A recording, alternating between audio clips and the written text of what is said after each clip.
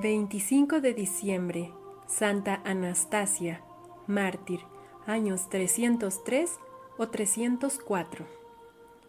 El martirologio romano hace mención de 3 santas mártires que llevaron el nombre de Anastasia, una cuya festividad se celebra el 15 de abril y que consumó su glorioso martirio en Roma en tiempo de Nerón, la segunda, que lo padeció también en Roma el 28 de octubre, imperando Valeriano, y la tercera, el 25 de diciembre, bajo el poder de Diocleciano. A esta última, la más célebre, se refiere la presente biografía. La vida de esta santa, tal como la conocemos por los martirologios y por Metafrasto, presenta algunos puntos dudosos y ciertas dificultades. En cuanto a los martirologios, unos indican que la muerte de Santa Anastasia ocurrió en Sirmio y otros en la isla Palmaria, como si se tratase de 2 santas de igual nombre cuya fiesta cayese en el mismo día, mientras unos afirman que condenó a esta santa un prefecto de Iliria, otros por suponer inverosímil esta circunstancia, se callan quién fue su juez. Respecto a Metafrasto, es evidente que reunió en las actas de Santa Anastasia hechos relativos al menos a 2 santas distintas, confusión que dificulta grandemente la tarea histórica. Lo más acertado será, a nuestro entender, inspirar el trabajo en el fondo del martirologio romano e incluir a guisa de complemento las citas de Metafrasto que se concilien con la esencia del citado martirologio. Infancia y matrimonio. Es casi seguro que Anastasia nació en Roma en la segunda mitad del siglo III, de familia senatorial. Su padre, Pretextato, era gentil y su madre, Fausta, cristiana. Muy joven aún, quedó Anastasia huérfana de su madre y la recogió Crisógono, que era probablemente tío suyo, el cual creyó su obligación favorecer en el alma de su protegida el desarrollo del germen de la fe cristiana sembrado por Fausta.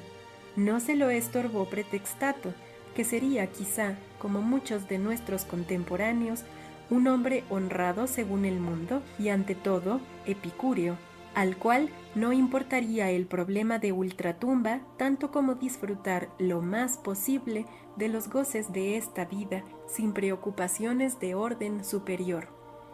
Pasaron los años de la infancia y Anastasia llegó a la edad núbil, que en Roma comenzaba para las jóvenes a los 12 años. Pretextato decidió casarla con Publio, un joven cortesano del emperador muy dado a la adoración de los falsos dioses. Como la joven hubiese pensado consagrar a Dios su virginidad, a ejemplo de María Santísima, opúsose cuanto pudo a los proyectos de su padre, pero éste insistió con tales formas que ella se creyó obligada a ceder. Se resignó, pues, a tomar un esposo que no quería, aunque sin renunciar al amor de aquel por cuyo amor deseaba permanecer virgen. Su vida era austera y retirada, sus vestidos sencillos y modestos, y dedicaba al rezo buena parte de los días y de las noches. Sentía un atractivo especial hacia los confesores de la fe encarcelados y los visitaba y consolaba, les suministraba recursos, curaba sus heridas y no pedía en pago más que sus oraciones y su bendición. Recluida en su palacio. Anastasia cumplía estas obras de misericordia a ocultas de su marido, quien ignoraba también las austeridades de su vida privada. Pero esto no podía durar mucho, y Publio acabó por enterarse, sea porque realmente aborreciese a los cristianos o por el resentimiento que experimentó al comprobar el proceder de su mujer, o tal vez más que otra cosa, porque consideraba como perjuicio propio el empleo que Anastasia hacía de sus bienes. El caso es que se mostró sumamente irritado. En consecuencia, le ordenó que no saliera más de su palacio y encargó a servidores inhumanos la vigilaran de cerca y le impidieran relacionarse con la gente extraña y menos aún con los cristianos. Este duro secuestro causó honda pena a Anastasia. menos por los malos tratos que le daban que por la imposibilidad en que la tenían de favorecer a sus hermanos en Cristo. Llegó al colmo su aflicción al verse privada, cuando más lo necesitaba, de los alientos de Crisógono, a quien poco antes habían encarcelado. Tuvo, sin embargo, ocasión de escribirle una carta en la que le ponía al corriente de su angustioso estado. «Este hombre cruel», le decía, hablando de Publio, «malgasta mis bienes con gente perdida y me tiene aprisionada. Aunque me sea muy dulce dar la vida por la fe, me duele que mi patrimonio, que yo consagré al Señor, sirva para el culto de la idolatría y del pecado. Suplicad al Señor Todopoderoso que conserve la vida de este hombre si es que ha de convertirse, o que se la quite si ha de seguir el mismo camino, pues más le valdría morir que atormentar a los siervos de Dios». El tono de esta carta, cuya autenticidad no podemos garantizar, descubre cierta amargura que no está muy de acuerdo con la perfección cristiana. Al responderle, trató Crisógono de sosegarla. «Ten paciencia», decía a su discípula, «y no te extrañen ni te asusten los males que te sobrevienen a pesar de tu piadosa vida. Piensa que Dios te quiere dar los bienes del cielo, pues te quita los de la tierra. Y si te parece que tarda, entiende que lo hace para que estimes más sus dones. Dios te prueba y no te abandonará. Huye del pecado y espera solo del Señor el consuelo. Él te lo hará saborear cuando menos lo pienses». Estos consejos eran tanto más necesarios a la pobre prisionera cuanto que los rigores de su cautividad aumentaban cada día. Llegaron a ser tan horribles que Anastasia creyó no podría soportarlos por muy largo tiempo y que presto sucumbiría rendida por el dolor. Por segunda vez escribió a Crisógono para comunicarle sus presentimientos y para pedirle el auxilio de sus oraciones. El buen anciano se dio prisa a contestarle y le predijo que recobraría la libertad, asistiría aún a los confesores de la fe y recibiría la corona del martirio como premio de sus trabajos. Nuevamente en libertad. No tardó en realizarse la predicción de Crisógono. Al poco tiempo, decidió el emperador enviar una embajada al rey de Persia y Publio fue designado para formar parte de la misma. Aquel hombre sin entrañas estaba resuelto a dar muerte lenta a su desventurada esposa a fin de apoderarse de sus bienes a su regreso. Con esta mira entrególa a Codizo, el más inhumano de sus esclavos, a quien dio orden formal de que no le proporcionase ni el alimento necesario y que la tuviese encerrada en un hediondo calabozo donde apenas pudiese respirar. Mas la providencia, que cuida de los pajarillos y viste con esplendor los lirios del campo, deshizo aquellos cálculos monstruosos con la muerte de Publio, ocurrida durante el viaje. Anastasia pudo así salir de su encierro. Entonces, dueña ya de su casa, no puso límites a su caridad y se consagró por completo al servicio de los mártires detenidos en las cárceles de Roma. Todos participaban de sus bienes. A Crisógono, a quien consideraba como su padre en la fe, proveyóle de sustento mientras estuvo encarcelado en la ciudad y le demostró siempre filial cariño, como enseguida veremos. Acompaña a San Crisógono a Aquileia. El año 303, instigado por Galerio, renovó Diocleciano en Oriente los edictos de persecución contra los cristianos y luego partió para Roma con objeto de asistir a las fiestas del 20º aniversario de su exaltación al trono del imperio. En este su viaje detúvose en Aquileia, ciudad importante a orillas del Adriático y quizá perteneciente entonces a Iliria. Allí le dieron la nueva de que las cárceles de Roma rebosaban de cristianos y que Crisógono, uno de los más ilustres ciudadanos, también preso, no paraba de alentar la resistencia a las leyes del Estado. Imaginóse el emperador que vencería fácilmente al venerable anciano, el cual con su apostasía había de arrastrar a numerosos fieles, y ordenó al prefecto de Roma que se lo enviase sin dilación. Cuando la orden llegaba a Roma, salía hacia Aquileia un grupo de cristianos. Crisógono fue incluido en este grupo. Al saberlo Anastasia, sin vacilar se puso también en camino y siguió a los cautivos.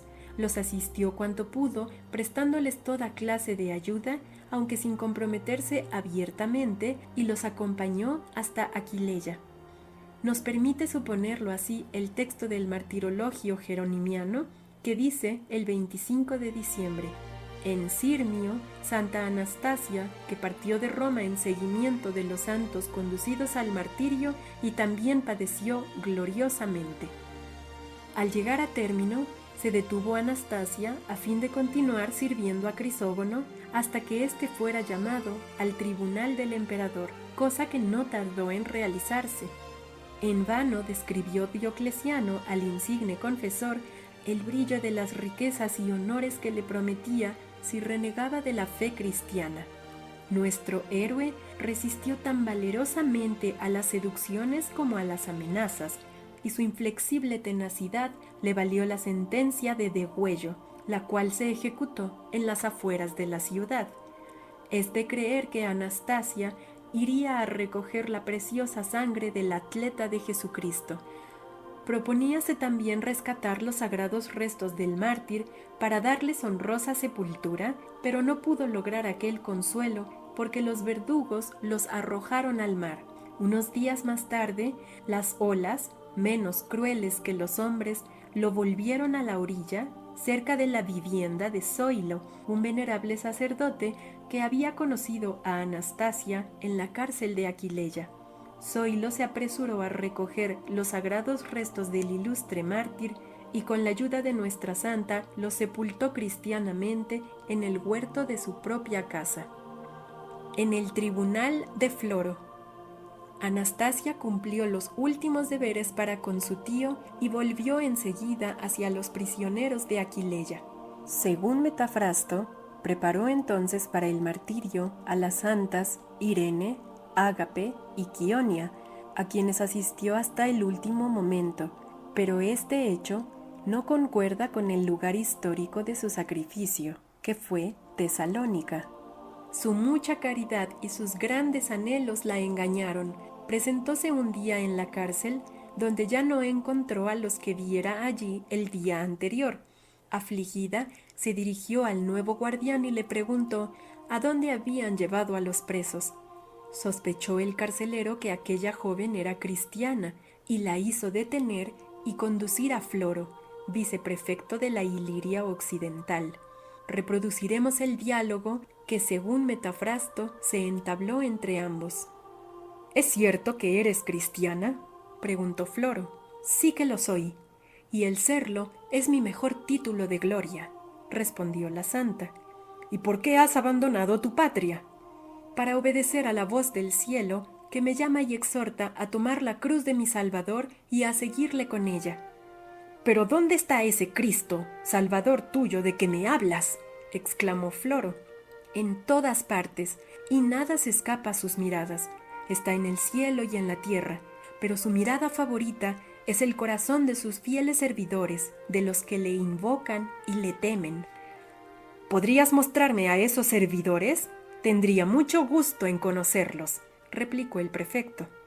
Hasta ahora, dijo nuestra bienaventurada, han vivido con nosotros en la tierra, mas por haber ofrecido sus vidas en holocausto al verdadero Dios, han recibido en cambio de esta vida precaria y perecedera otra feliz y eterna. Han dejado la tierra para ir a conversar con los bienaventurados en el cielo, y allí espero reunirme con ellos cuando la muerte haya librado a mi alma de las cadenas que la sujetan a mi cuerpo. El prefecto comprendió que Anastasia hablaba de los cristianos que él había enviado al suplicio, y exclamó: «Pues si murieron, tú tienes la culpa, pues tú los hechizaste con tus artificiosos discursos, excitándolos contra nosotros y persuadiéndoles a despreciar los decretos de nuestro emperador. Pero nuestras divinidades, para quienes nada hay oculto, te han entregado en nuestras manos, y no tardarán los más atroces tormentos en domeñar la soberbia de que alardeas. ¿Por qué no quieres adorarlos, siendo así que tu padre no se avergonzaba de hacerlo? Créeme, deja a ese Cristo que tú no has conocido y que murió en una cruz como un malhechor y ofrece incienso a los dioses de tus padres.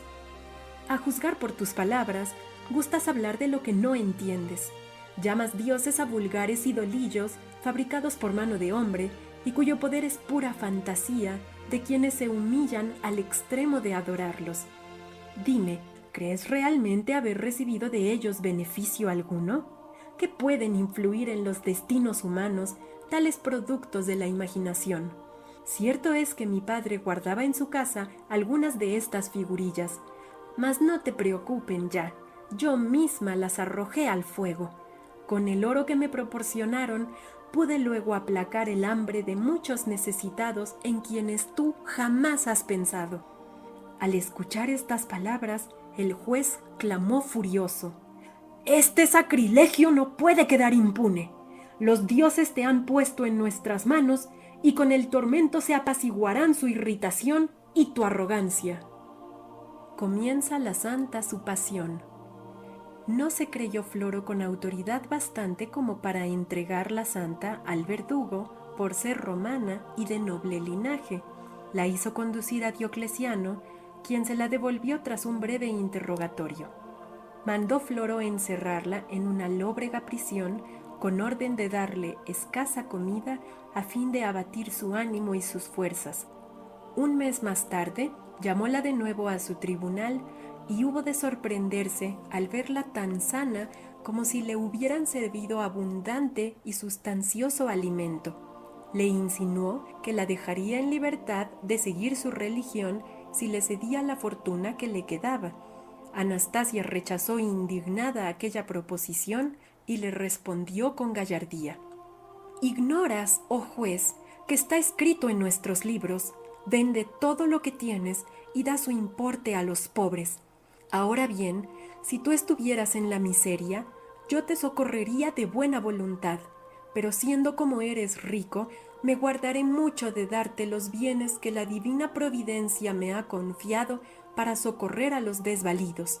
Cierto es que a pesar de tus riquezas te hallas en una grande indigencia de los bienes de la gracia, pero esos solo Dios puede darlos y los da a quienes se los piden con fervor». «Lo que me asombra mucho», replicó el prefecto, que no esperaba la respuesta de Anastasia, «es que el Dios de que tú hablas sin cesar haya tenido que ser crucificado como un malhechor, mientras que Júpiter, el más grande de los dioses del imperio, no ha sufrido nada parecido.